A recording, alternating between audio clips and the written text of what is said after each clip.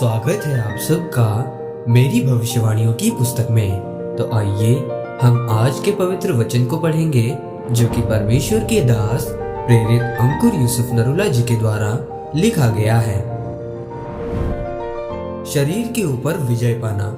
जैसा कि दानियल की पुस्तक अध्याय 1 उसकी 10 आयत में लिखा है, और खोजों के प्रधान ने दानियल से कहा, मैं अपने स्वामी राजा से डरता हूँ, क्योंकि तुम्हारा खाना पीना उसी ने ठहराया है।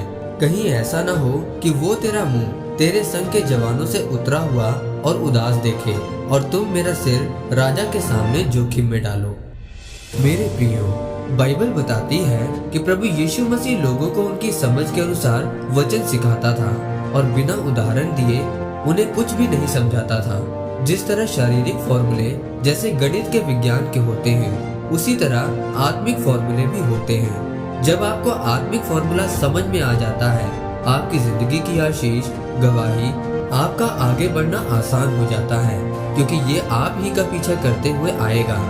ऐसा तब संभव है जब आप अपना ध्यान परमेश्वर के वचन पर ही लगा कर रखेंगे और अपने आप को अलग अलग चीजों से जो आपको आकर्षित करे और आपको परमेश्वर से दूर करे, आप अपने आप को उनसे दूर रखेंगे। क्योंकि एक बड़ा परिणाम लेने के लिए, चाहे वो शरीर में हो, व्यापार में हो या आत्मिक जीवन में हो, आपको ध्यान पूर्वक परमेश्वर के साथ उसके पीछे लगे रहना पड़ता है। मेरे प्रियो, बाइबल बताती है कि दानियल ऐसा यहूदी था जिसका राजा अन्य जाति था, पर वो दानियल को पसंद करता था, क्योंकि दानियल परमेश्वर की व्यवस्था में चलता चलता इतना आशीषित था कि जो कोई काम वो करता था, प्रभु उसके संग रहता था। और जब उसके साथियों ने, जो दानियल से जलन रखते थे, देखा कि ये अपने कामों में निपुण है, तो उन्होंने एक योजना बनाई और उन्होंने राजा को बोला कि अगले 30 दिन तक तेरे राज में अगर कोई तेरे अलावा किसी और देवता की उपासना करे तो वो शेरों की मांद में डाल दिया जाएगा। और जब दानियल को मालूम हुआ कि इस पत्र पर दस्तखत किए गए हैं, तो तब भी उसने अपने घर में जाकर अपने परमेश्वर से प्रार्थना की, जैसा वो प्रतिदिन दिन में 3 बार प्रार्थना करता था। और परमेश्वर ने उसकी प्रार्थना को सुनकर उसे सिंहों की मांद से बचाया। बाइबल कहती है कि धर्मी पर बहुत सी विपत्तियां पड़ती तो हैं, परंतु यहोवा उसको उन सब से मुक्त करता है। मेरे प्रियो, क्या आप परमेश्वर के सामने प्रतिदिन आराधना करने वाले हैं? क्या जब आपकी जिंदगी की सबसे बड़ी गवाही पूरी ना हो और परमेश्वर आपको परखने के लिए ये यकीन दिला दे कि अब तेरी जिंदगी में गवाही नहीं होगी, क्या तब भी आप परमेश्वर के सामने प्रतिदिन उसकी आराधना, उसकी महिमा करेंगे? क्या तब भी आप परमेश्वर के मार्गों में अड़े और खड़े रहेंगे?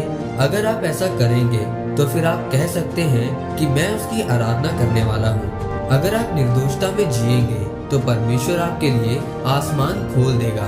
लेकिन यदि आपकी गरीबी आपको धोखा दे या चोरी करने पर आपको मजबूर करे, तो इसका मतलब है कि आपने अपने शरीर पर विजय नहीं पाई है। जब तक आप अपने शरीर पर जय नहीं पाएंगे, तब तक आप शैतान के ऊपर जय नहीं पा सकते। आपका सबसे बड़ा दुश्मन आपका शरीर है। जब तक आप अपने शरीर को काबू नहीं रखेंगे, तब तक आपकी जिंदगी काबू में नहीं रहेगी। मेरे प्रियो, जिस तरह दानियल के ऊपर मुसीबतें आई, परंतु फिर भी वो खड़ा रहा, उसे सिंहों की मांद में डाल दिया गया, फिर भी वो अपने परमेश्वर के साथ वफादार रहा। उसी प्रकार अगर आप भी परमेश्वर के साथ वफादार रहेंगे, तो आप अपने जीवन में बड़ी गवाही को देखेंगे। आमीन। आइए इस अंगीकार को आप मेरे साथ एक मन होकर करें। सर्वशक्तिमान परमेश्वर, मैं इस वचन के लिए आपका धन्यवाद करता हूँ।